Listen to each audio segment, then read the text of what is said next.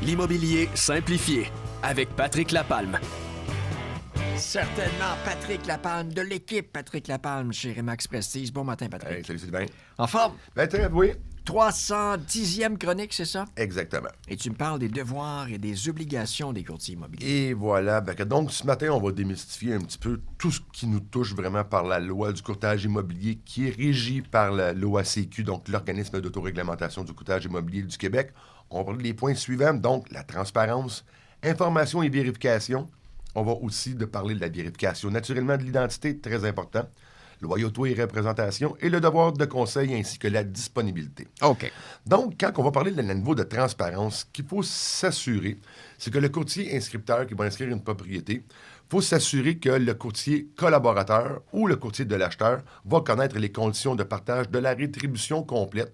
Parce que si par pur hasard, notre client acheteur, lui, il est couvert avec un contrat de courtage achat et qu'il y a une rétribution plus élevée à ce contrat-là, il faut que le client, faisant son dépôt d'offre d'achat, connaisse c'est quoi qu'il va avoir à payer en surplus. Donc, la transparence, il faut vraiment s'en assurer. Et aussi dans la transparence, c'est que si vous avez des facteurs qui peuvent affecter votre propriété, défavorablement, peu importe laquelle, en tant que vendeur, vous avez l'obligation de les nommer. Ouais. Un exemple, puis grosso modo, qu'on peut voir là, relativement souvent, c'est qu'un voisin qui va vous dire que la propriété a déjà une culture de cannabis à l'intérieur. Donc, malgré le fait que ce n'est pas votre propriétaire vendeur qui va vous le mentionner, ça se peut que l'information soit vraie.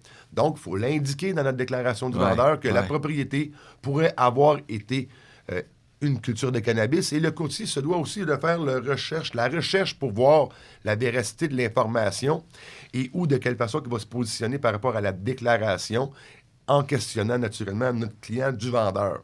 Ouais. C'est important. Dans le deuxième cas, c'est l'information et la vérification. Donc, un petit peu un parallèle avec ce que je viens de mentionner. On a la recherche, on a l'enquête, le devoir d'enquête à faire sur la propriété et les obligations de notre vendeur est de nous fournir l'ensemble des documents exacts pour vraiment voir la propriété. Et nous, on va juxtaposer notre expertise pour aller vraiment faire les vérifications pour les grilles d'usage, les grilles de zonage, voir nos cartographies, comme je mentionnais antérieurement, nos cartographies pour une zone de mouvement de sol, une bande de protection riveraine ou des zones d'inondation, pour vraiment aller donner l'information et complète de la propriété. Vous allez devoir nous fournir vos titres de propriété, vos rapports d'inspection antérieurs, tout ce qui peut toucher vos garanties, vos soldes hypothécaires, parce que c'est important aussi de connaître les soldes hypothécaires, parce que si on vend une propriété, un exemple à 250 000 $, puis vous avez 240 000 d'hypothèque dessus, on sait que l'argent il va en manquer quelque part. Fait que le courtier aussi de l'inscripteur a l'obligation de rétribuer le courtier collaborateur. Donc, c'est sa responsabilité de s'assurer que les soldes sont bien là.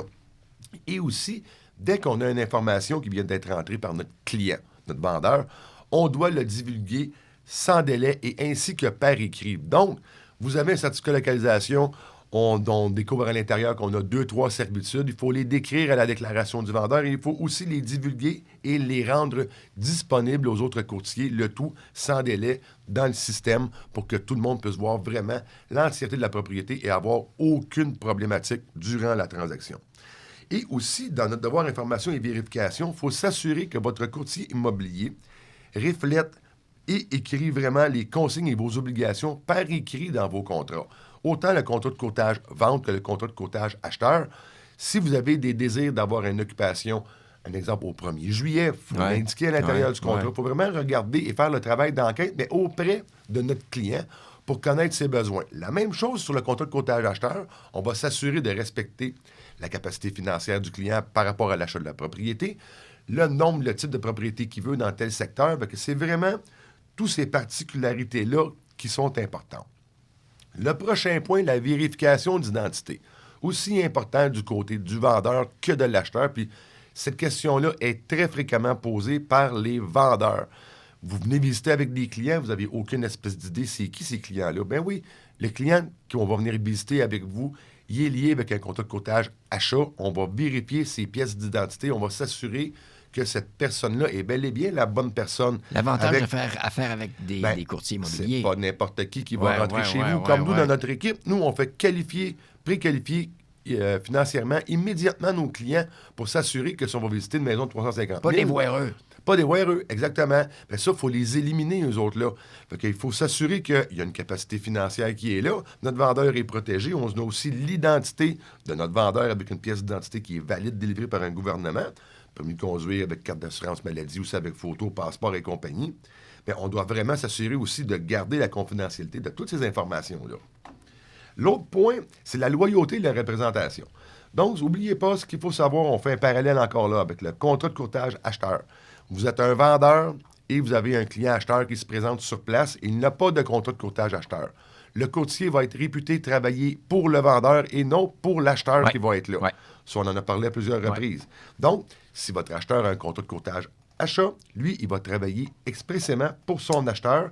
Et dans les deux cas, le courtier, il a l'obligation de loyauté. Il est tenu de promouvoir les intérêts et de protéger les droits des clients qui vont représenter. C'est très important de s'assurer de cette particularité-là parce qu'on a vraiment les devoirs et obligations et c'est vraiment pour promouvoir les intérêts de nos clients et les protéger naturellement avec les bonnes clauses indiquées dans nos offres d'achat ou dans les contrats de courtage.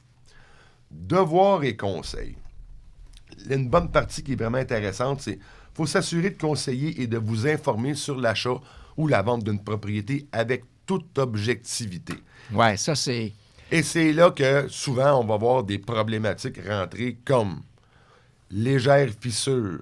Ça pourrait être légère fissure ou infiltration d'eau. Une infiltration d'eau va rester une infiltration d'eau. Que ce soit 3 gouttes d'eau ou un lac qui va rentrer dans la propriété, c'est une infiltration d'eau. Il ne faut pas juger la compétence du client acheteur avec son niveau de tolérance auquel que si lui, il y a une infiltration d'eau qui est majeure, puis la personne peut le travailler, il n'y a aucun problème. Il ne faut pas la minimiser. Si le client acheteur ou le vendeur a besoin d'une expertise parce qu'il y a une problématique qui est là, on a tous les professionnels dans notre coffre à outils pour soit régler la situation ou aller vraiment chercher un topo de quelle façon qu'on va réussir à la gérer.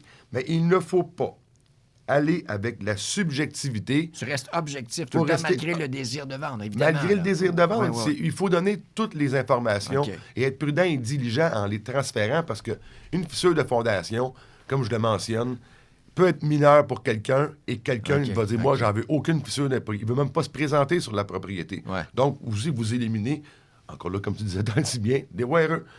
Et aussi, quand on s'en va sur la disponibilité, et là, c'est aussi important de la part du courtier que de la part du client acheteur ou du client vendeur. Si nous, les courtiers, on s'en va en vacances ou on a des indisponibilités pour une notion de clause de maladie ou des choses comme ça, puis ça peut arriver, on est des humains, nous aussi. Il faut s'assurer de se faire remplacer et d'avoir une communication constante avec le client vendeur ou le client acheteur.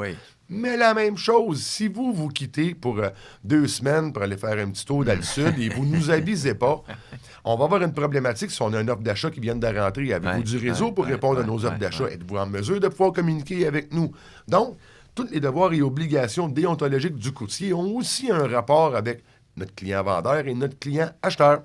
Si on veut te joindre, Patrick, ou encore revoir une des chroniques. Bien, facilement au 450-499-5544. Moi et Linda, on est disponible à vous répondre. Sur le Facebook et sur la chaîne YouTube, tout est disponible et sur l'ensemble des réseaux sociaux. Patrick Lapalme, un but, une passion. Vendu. Matin après matin, on t'aide à te réveiller. 100 000 matins. Pour de bon. 100 000 matins. Au 103.5.